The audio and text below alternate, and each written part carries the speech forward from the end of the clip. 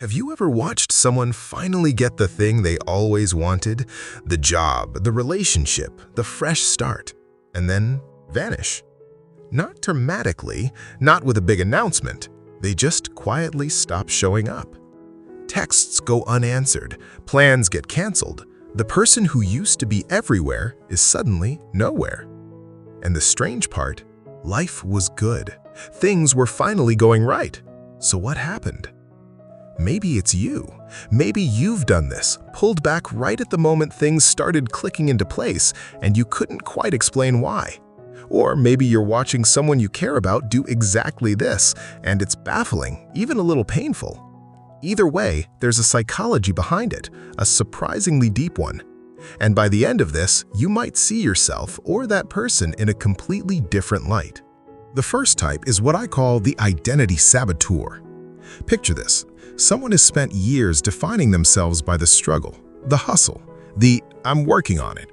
Their whole personality is built around striving, and the people around them know them that way too.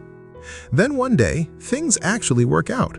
The business takes off, the weight stays off, the relationship is genuinely healthy, and instead of celebrating, something quietly panics inside them.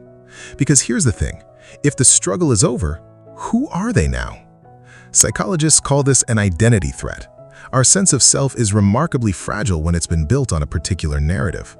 For some people, suffering wasn't just something that happened to them, it was them.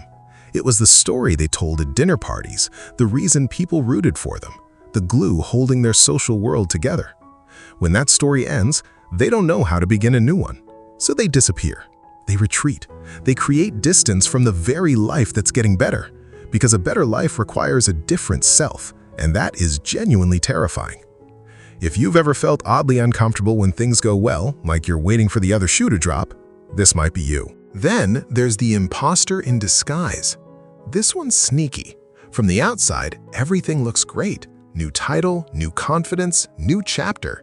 But inside, there's a quiet nagging voice going, "They're going to find out. This isn't really mine. I don't actually belong here." Imposter syndrome gets talked about a lot, but what doesn't get talked about enough is how it makes people hide. Not because they're lazy or ungrateful, but because the more visible success becomes, the more exposed they feel. So they start pulling back. They skip the networking event. They dodge the celebration dinner.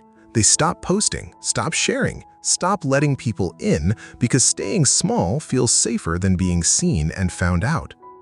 It's a kind of psychological camouflage. If no one notices how well things are going, no one can challenge it.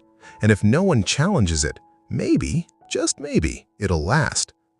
The cruel irony, the disappearing actually creates the failure they feared. Relationships wither, opportunities fade. The good life quietly unravels, not because they didn't deserve it, but because they couldn't let themselves be in it. But here's the twist. Some people disappear not out of fear, but out of loyalty. Meet what I think of as the guilt-bound. Imagine growing up in a family where struggle was the norm, where money was tight, moods were heavy, and survival, not thriving, was the shared language.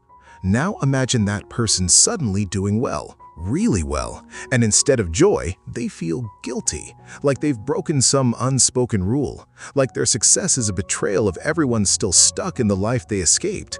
So they shrink, they downplay, they stop calling as much, not out of arrogance, but because showing up to those old relationships now feels awkward and loaded. They're afraid of making others feel small by simply existing in their new life. And so, paradoxically, they disappear from the people they love most, right when they finally have something worth sharing. Therapists sometimes call this survivor's guilt of success. It's more common than you'd think, and it's not selfishness, it's misplaced empathy, caring so much about others' feelings that you exile yourself from your own good fortune. Another profile, and this one is quieter, more internal, is the overstimulated achiever. Some people chase goals with enormous intensity. They're wired for the chase, the planning, the problem-solving, the forward motion. The goal keeps them regulated, focused, alive almost. And then they reach it, and suddenly, nothing. A strange flatness, a low-grade emptiness that doesn't make logical sense. This is sometimes called arrival fallacy.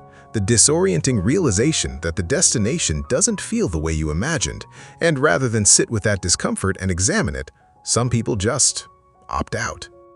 They withdraw from the life they built because it no longer provides the stimulation they were using to feel like themselves. They go quiet. They become hard to reach. Not depressed exactly, just adrift. These are the people who seem to disappear into themselves when things get good. They need time to recalibrate, to learn that stillness isn't emptiness and that a calm life isn't a meaningless one. And finally, the relationship shedder. Growth changes people, sometimes profoundly. And when someone's inner world shifts, their outer world often needs to shift too. Some people disappear from old circles not because they're lost or scared, but because they've genuinely outgrown them. And they don't yet know how to say that without it sounding cool. So they fade. They let threads go. They become hard to pin down. It's not malicious. It's the messy, awkward business of becoming someone new while still being tethered to who you were. They're not disappearing from life. They're disappearing from a version of life that no longer fits. The tragedy is that sometimes the people they fade from had nothing to do with the old pain.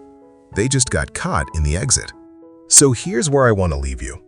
Disappearing when life gets better isn't weakness, it isn't ingratitude, and it isn't always obvious even to the person doing it. It's a deeply human response to change, to identity, to fear, to guilt, to growth. The external world shifts and the internal world scrambles to catch up. The question worth sitting with is this: which of these resonates with you? Are you the one pulling back from your own good life? And if so, do you know why?